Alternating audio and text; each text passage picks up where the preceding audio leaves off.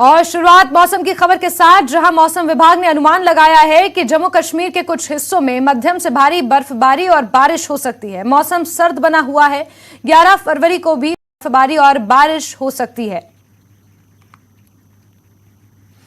तो अहम खबर आपको दे रहे हैं, जहां एक बार फिर से जम्मू कश्मीर का मौसम करवट ले सकता है। मौसम विभाग ने बर्फबारी और बारिश का अनुमान आगे आने वाले समय के लिए जताया है। आपको ये बता दें कि 11 फरवरी को बारिश और बर्फबारी का अनुमान मौसम विभाग ने जताया है।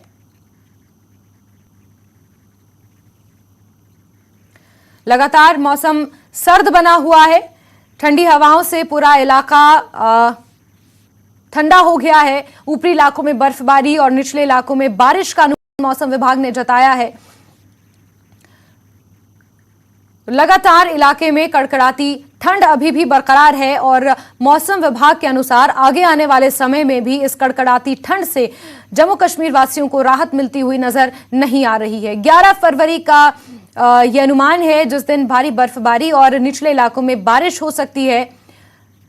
मेट्रोलॉजिकल डिपार्टमेंट द्वारा ये जानकारी साझा की गई है और इसी के साथ कहा जा सकता है कि लगातार जम्मू कश्मीर का मौसम आगे आने वाले समय के लिए ठंडा बना रहेगा। हालांकि किसानों और बागवानों के लिए ये बेहद अहम खबर है, अच्छी खबर है, क्योंकि आगे आने वाले समय में बागवानों के लिए और किसानों के लिए इसी बारिश और बर्फबारी से खेती बागवानी के लिए पानी सप्लाई होता है। जमीन में नमी इसी बारिश और बर्फबारी से बरकरार रहती है। तो कहीं ना कहीं किसानों के लिए अच्छी खबर है, बागवानों के लिए अच्छी खबर है। लेकिन तापमान में लगातार गिरावट दर्ज की जा रही है और मौसम लगातार सर्द बना हुआ है। तो घाटी में एक बार फिर से बर्फबारी का दौर चलेगा। आबिद हुसैन हमारे सहयोगी सीधे हमसे जुड़ चुके हैं। आबिद, लगातार मौसम सर्द बना हुआ है और मौसम विभाग ने जो अनुमान आगे आने वाले समय के लिए जताया है, उसके मुताबिक भी बहुत जल्द बर्फबारी और बारिश से राहत मिलती हुई नजर नहीं आ रही है।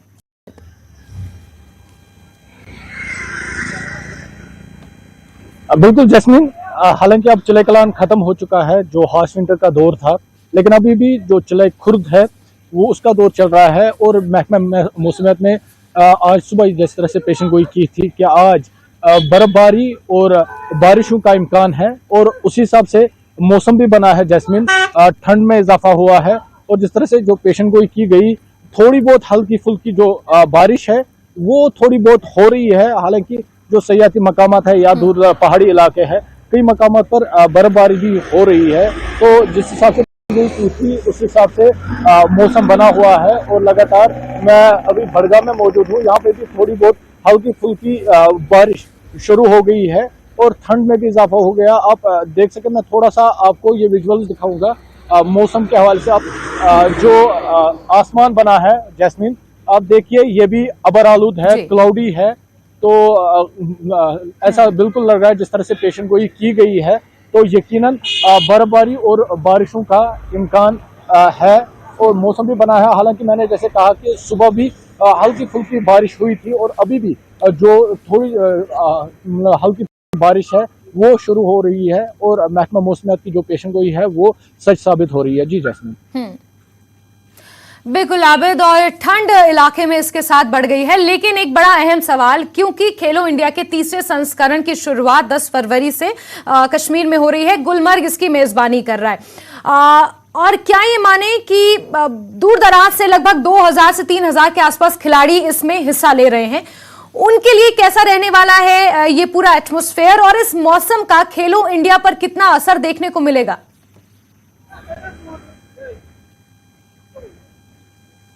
जैस्मिन, खेलो इंडिया चूंकि गुलमर्ग में ही है और खेलो इंडिया में खास बात ये रहती है कि बर्फ पे खेल होते हैं।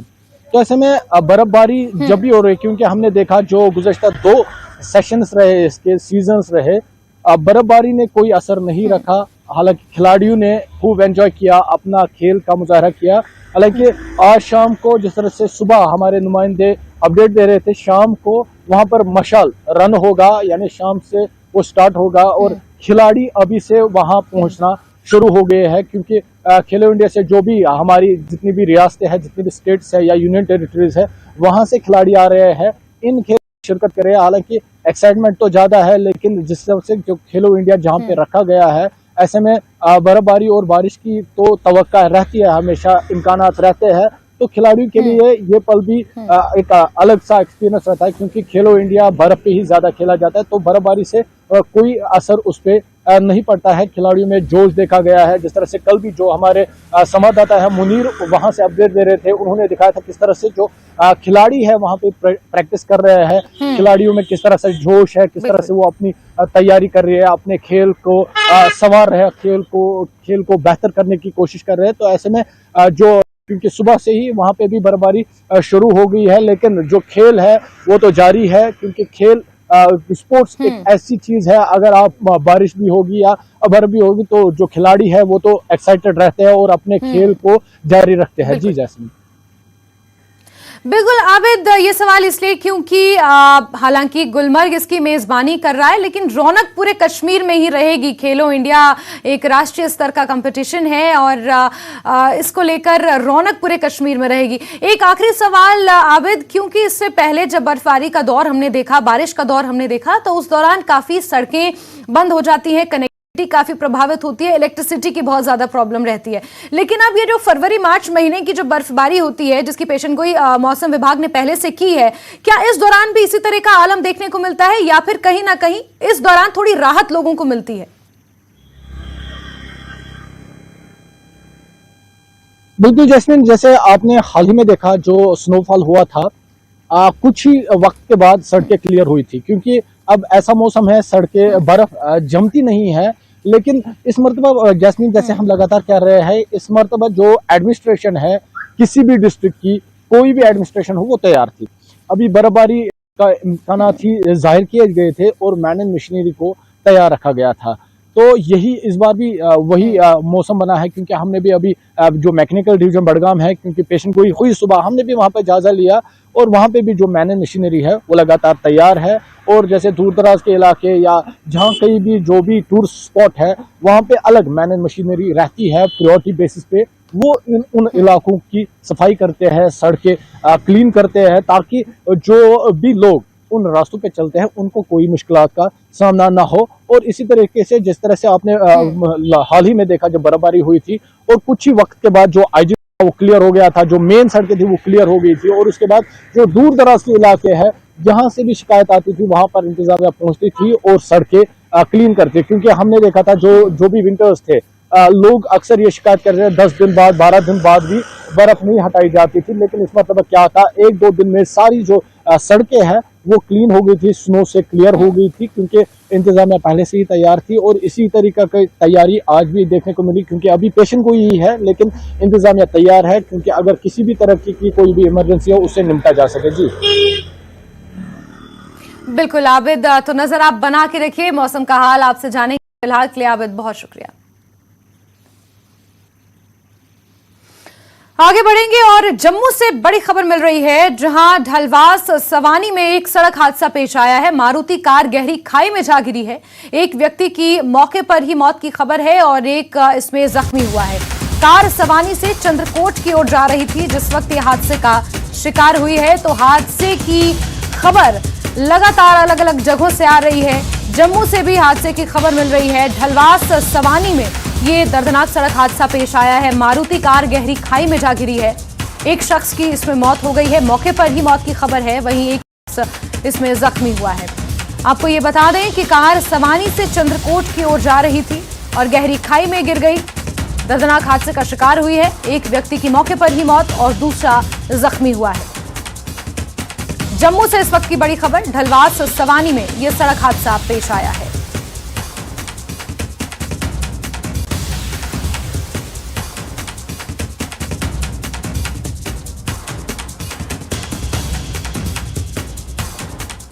खबर पुंछ से, जहां के मेंढर में जम्मू कश्मीर पुलिस ने केमिस्ट एसोसिएशन के साथ बैठक की। केमिस्ट एसोसिएशन मेंढर के रिप्रेजेंटेटिव मेंढर और आसपास क्षेत्रों के केमिस्टों ने बैठक में भाग लिया। बैठक में केमिस्ट स्टोर के लिए मानदंडों के क्रियान्वयन पर चर्चा हुई। राजौरी पुंछ रेंज के डीआईजी डॉक्टर हसीब मुगल ने कहा कि सभी केमिस्टों को लाइसेंस और पंजीकरण प्रमाण पत्र प्रदर्शित करने होंगे। हमें चाहिए दुकान में आने जाने वाले की नकलो हरकत के बारे में, दैट इज इम्पोर्टेंट। उसके बाद आपका प्रिस्क्रिप्शन रजिस्टर मेंटेन है। तो डॉक्टर जो है, हाँ, इससे पहले एक और पॉइंट बताना चाहूँगा, खाली पर्ची पे कोई दवाई नहीं दे सकते। पर्ची मीन्स कि प्लेन कागज पे, प्लेन कागज पे कोई दवाई नहीं बिकेगी।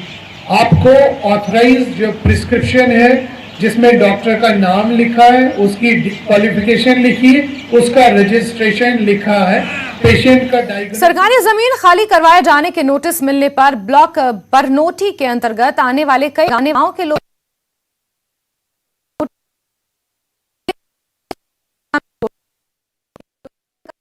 पीओके से विस्थापित होकर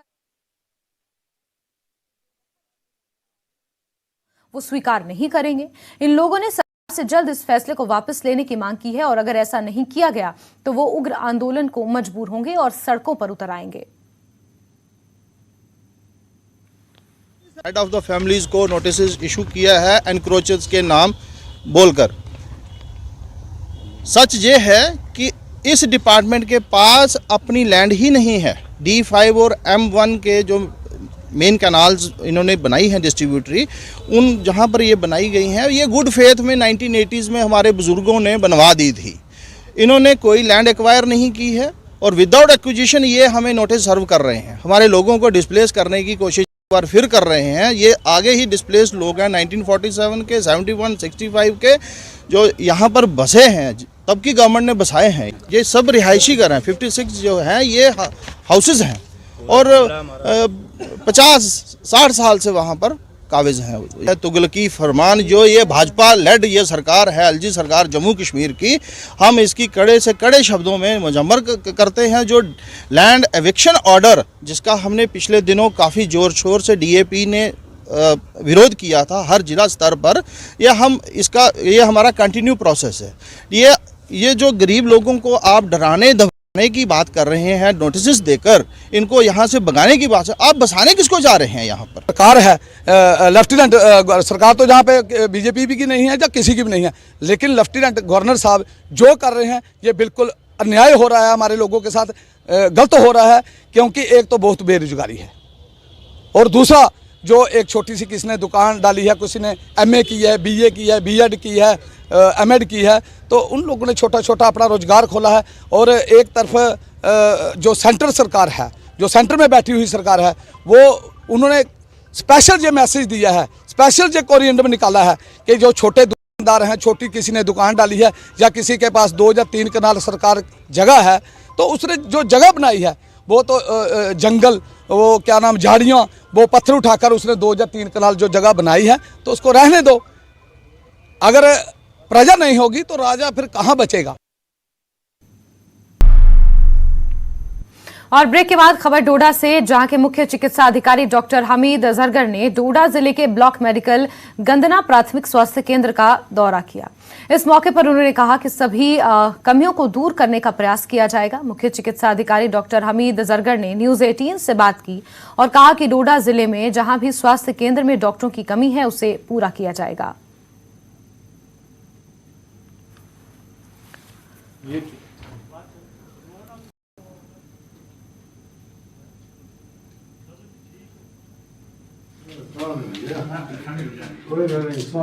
PSC गुन्ना की अगर हम बात करेंगे, यहाँ पर फुलफिल जो स्टाफ है उसको किया जाएगा। यहाँ पे मैं आज पहली बार यहाँ गुन्ना में आया हूँ, तो यहाँ की PSC की कंडीशन देख के तो मुझे लगता है कि ये अनसेफ बिल्डिंग है यहाँ पे, और जो अंडर कंस्ट्रक्शन है इसमें तो टाइम लगेगा थोड़ा, मगर कंडीशन अगर इसकी अनसेफ है फिर भी यहाँ पे वहाँ से तो हम कुछ हद तक उसको हैंडल कर सकते हैं, मगर जो यहाँ का स्टाफ है वो बहुत कम है। अगर यहाँ सैंक्शन स्टाफ अराउंड 20 है तो उसमें मुझे हार्डली लगता है कि 4 या 5 यहाँ पे हैं, और जिसकी वजह से मुझे लगता है कि सारा जहाँ इतनी आबादी यहाँ इस इलाके में तो ये सफ़र कर रही होगी। तो मेरी पूरी कोशिश रहेगी कि जो मेडिकल ऑफिसर्स यहाँ MBBS 4 पोस्टें खाली हैं, 2 NHM की, 2 रेगुलर साइड की, इसके अलावा फार्मासिस्ट, स्वीपर्स हैं काम यहाँ पे। तो मेरी कोशिश रहेगी कि जो मेरे हायर अप्स है या डायरेक्टर साहब को मैं बोलूँगा कि यहाँ पे किसी न किसी तरीके से 1 या 2 MBBS डॉक्टर पोस्ट की जाए, और दूसरा ये कि यहाँ पे जो स्टाफ काम है तो वो जल्दी से जल्दी फिलअप किया जाए ताकि यहाँ के लोग पब्लिक को ये इनकन्वीनियंस जो यहाँ पे इनको हो रही है तो वो किसी हद तक हम खत्म कर सकें। सर अगर देखा जाए पीआईसी गुंदा में एम्बुलेंस की काफ़ी शॉर्टेज है, जो लोगों को प्राइवेट व्हीकल्स यहाँ पर हायर करना पड़ता है और उसके बाद डोडा जीएमसी या बाकी हॉस्पिटल में जाना पड़ता है, तो डिमांड एम्बुलेंस को लेके भी है, तो कब तक इनकी डिमांड जो है वो पूरी की जाएगी? एम्बुलेंस का जो अब पूरी स्टेट में जैसे एक कॉन्ट्रैक्ट हुआ हमारा एम्बुलेंसेस का, वो ये है कि अगर इनकेस कहीं प्रेग्नेंट लेडी है या बच्चा कोई 1 साल से कम है तो उसके लिए गवर्नमेंट ने एक एम्बुलेंस रखी 102 वाली, जो जिनकी सर्विसेज आप यूटिलाइज कर सकते हो प्रेग्नेंट लेडीज़ और बच्चे के लिए, और इनकेस ऑफ इमरजेंसी अगर होती है आपको तो उसके लिए 108 है। तो वो कोई भी आदमी कॉल कर सकता है, एग्जैक्ट उसने लोकेशन अपनी दिखानी तो एम्बुलेंस वहाँ पे पहुँच जाती है। एज सच कोई एम्बुलेंस इस जगह पे रखना, अगर ड्राइवर अवेलेबल हो तो फिर हम इसको फर्दर प्रोसीड कर सकते हैं। अब पहले मैं कंफर्म करूँगा कि यहाँ पे अगर ड्राइवर है तो फिर ही हम ये काम कर सकते हैं। सर लोगों की ये भी मांग है जो यहाँ पर मशीनरीज की इक्विपमेंट्स जो है पूरी तरह से नहीं, चाहे वो एक्सरे हो या बाकी जो यहाँ पर टेस्ट हो, तो लोगों को यहीं पर उस तरह की फैसिलिटीज़ अगर मिलती है तो लोगों को सफ़र ना करना पड़े, तो कब तक पीएचसी गुन्ना में भी अच्छी अच्छी जो फैसिलिटीज़ मिल पाए? फैसिलिटीज़ का जो मशीनरी इक्विपमेंट्स का इशू है, लास्ट मंथ से गवर्नमेंट ऑफ JNK ने ये हर डिस्ट्रिक्ट में हर डिस्ट्रिक्ट के CMO से प्लस जो भी पेरीफ्रीज में इनके ब्लॉक्स आते हैं, इनसे डिमांड की थी कि आप अपनी जो भी आपकी रिक्वायरमेंट है मशीनरी इक्विपमेंट्स के बारे में, तो वो आप अपनी डिमांड्स दें हमें, चाहे जितनी भी कास्ट हो। कास्ट वाज नो कंसिडरेशन, उसमें कोई कास्ट का कोई इशू नहीं था। तो इन्होंने वो रिफ्लेक्ट करनी थी, इन्होंने प्रोजेक्ट करनी थी अपनी क्या क्या डिमांड्स है इनकी, जो तो गवर्नमेंट तैयार है उनको देने के लिए। मगर यही है कि जहाँ से ही जो हमारा सोर्स रहेगा इस मसले में, वो एक पर्टिकुलर इंस्टीट्यूशन का जो हेड होगा वही हमें देगा कि क्या क्या उसके चाहिए, तो एक्चुअली हम उसको परचेज कर सकेंगे। नेहरू युवा केंद्र नामची द्वारा आयोजित 3 दिवसीय ट्रेनिंग प्रोग्राम संपन्न हुआ। ट्रेनिंग प्रोग्राम में डोडा जिले के कई हिस्सों के युवाओं ने भाग लिया। ट्रेनिंग प्रोग्राम युवाओं के व्यक्तित्व विकास और उनके बीच कौशल विकास को प्रोत्साहित करने के उद्देश्य से था। इसके अलावा युवाओं को केंद्र सरकार की विभिन्न कल्याणकारी योजनाओं के बारे में भी शिक्षित किया गया। समापन समारोह के दौरान कमांडिंग ऑफिसर 4 RR कर्नल रजत परमार मुख्य अतिथि थे, जबकि समारोह की अध्यक्षता जिला समन्वयक NYK खुशहाल गुप्ता ने की।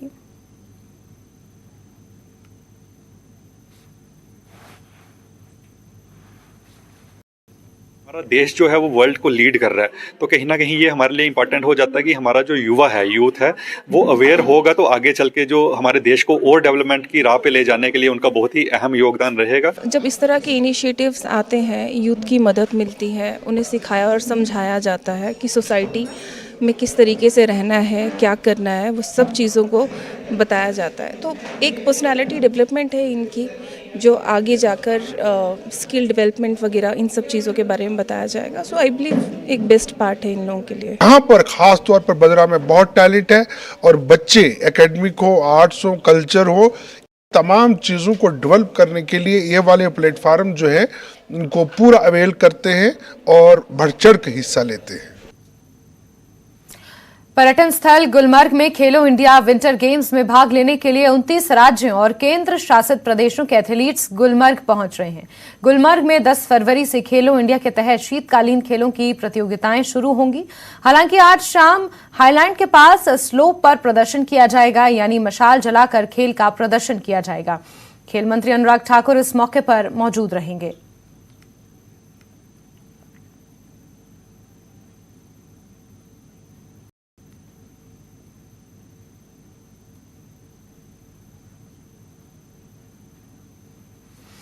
तुर्की और सीरिया में शोक की लहर है। भूकंप में हजारों लोगों की जान चली गई है। बचाव दल लगातार मलबे में दबे लोगों की तलाश कर रहा है और जिंदगी बचाने की कोशिशें जारी हैं। तुर्की और सीरिया में मृतकों की संख्या 15,000 से ज्यादा हो गई है। सिर्फ तुर्की में 12,300 से ज्यादा, जबकि सीरिया में करीब 3,000 लोग मारे गए हैं।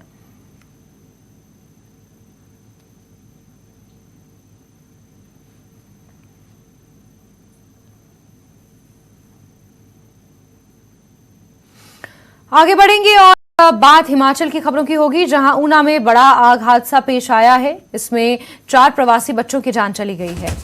अंब थाना अंतर्गत बणेदी हट्टी में यह हादसा पेश आया है। हादसे में मृतकों की उम्र 6 साल, 7 साल, 14 और 17 साल है। आगजनी के कारणों का अभी तक खुलासा नहीं हो पाया है।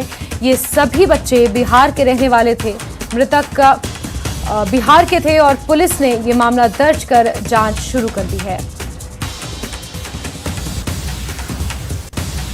वहीं एक HRTC की बस में भी आग लग गई। पालमपुर से चंबा की ओर ये बस जा रही थी। बस आग के हवाले हो गई, लेकिन ड्राइवर सूझबूझ से किसी तरह यात्रियों को बाहर निकाला गया और स्थानीय लोगों की मदद से आग बुझाई गई। आग की वजह से यात्रियों में अफरा तफरी का माहौल पैदा हो गया था, लेकिन ड्राइवर की सूझबूझ से बस को किनारे पर लगाकर यात्रियों को बस से उतारा गया। स्थानीय लोगों ने मदद की और पानी डालकर आग को बुझाया गया।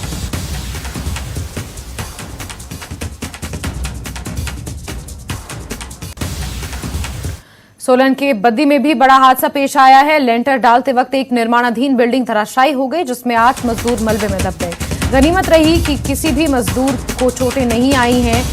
सुरक्षित उन्हें बाहर निकाल लिया गया, जिसमें से 2 की हालत गंभीर फिलहाल हुई है। PGI में उनका इलाज चंडीगढ़ में जारी है। यह हादसा बद्दी के चक्का रोड इलाके में हुआ। बताया जा रहा है कि यहाँ एक शोरूम के लिए 2 मंजिला इमारत बनाई जा रही थी, जिसका लेंटर डालते वक्त यह हादसा हुआ। अब निर्माण में लापरवाही की जांच की जा रही है।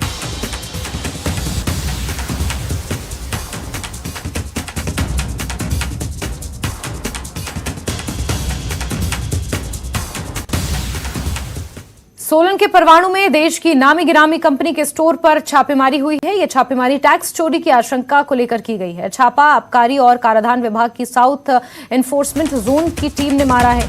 छापेमारी में पुलिस की टीमें शामिल रही। जिस कंपनी के स्टोर पर छापेमारी की गई है वो हिमाचल पुलिस और बड़े होलसेलर्स को खाद्य सामग्री की सप्लाई करती है। हिमाचल में कंपनी के 7 प्रतिष्ठान हैं, जिनमें से 5 में कोई काम नहीं हो रहा है।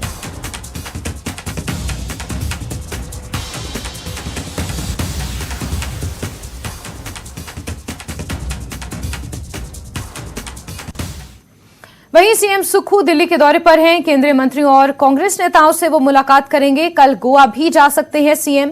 राज्यपाल राजेंद्र विश्वनाथ आर्लेकर से मुलाकात करेंगे। शादी समारोह में शिरकत करने का कार्यक्रम है और दिल्ली में वो रहने वाले हैं। उनके दिल्ली दौरे का आज 3रा दिन है, जहां बीते कल उन्होंने ऊर्जा मंत्री और परिवहन मंत्री से मुलाकात की। नितिन गडकरी से उनकी मुलाकात हुई और आज भी कई कांग्रेस नेताओं और केंद्रीय मंत्रियों से मुलाकात का कार्यक्रम तय किया गया है। इसी के साथ ऐसा माना जा रहा है वो शादी समारोह में शामिल होने के लिए गोवा भी जा सकते हैं। राज्यपाल राजेंद्र विश्वनाथ आर्लेकर से भी उनकी मुलाकात हो सकती है और 2 दिनों से उनका दिल्ली दौरा है। दिल्ली दौरे का ये आज 3रा दिन है। कई आला नेताओं से, केंद्रीय मंत्रियों से मुलाकात का कार्यक्रम तय किया गया है।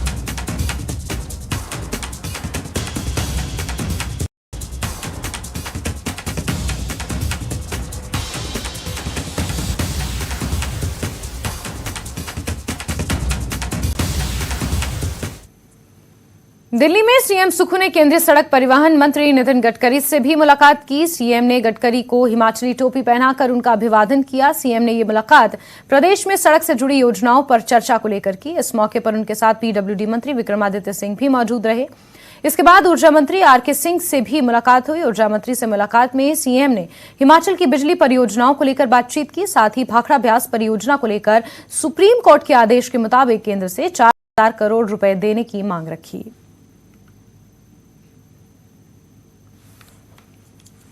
और इसी के साथ बुलेटिन में फिलहाल के लिए बस इतना ही, लेकिन हिमाचल प्रदेश, जम्मू कश्मीर और लद्दाख की तमाम खबरों को जानने के लिए आप जुड़े रहिए न्यूज़ 18 JKLH के साथ। नमस्कार।